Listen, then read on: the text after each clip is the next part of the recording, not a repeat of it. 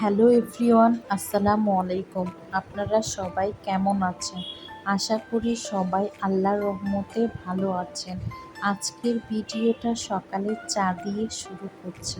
এখানে দুপুরে রান্নার জন্য সবজি নিয়েছি পুঁই শাক, শসা, ধনেপাতা, কাঁচামরিচ, পেঁয়াজ।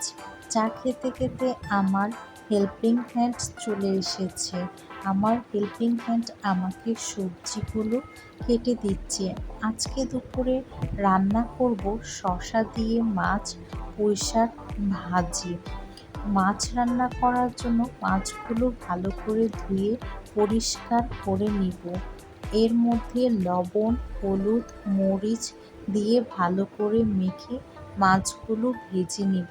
মাছগুলো ভাজা হয়ে গেলে অন্য পাত্রে তেল, পেঁয়াজ, হলুদ, মরিচ, ধনিয়া গুঁড়ো, জিরা গুঁড়ো, আদা রসুন পেস্ট, কাঁচামরিচ, সামান্য পানি দিয়ে ভালো করে মশলাটাকে কষিয়ে নিব।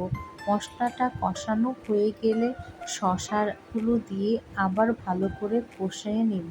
কষানো হয়ে গেলে ঝোল দিয়ে মাছগুলো দিয়ে দিব।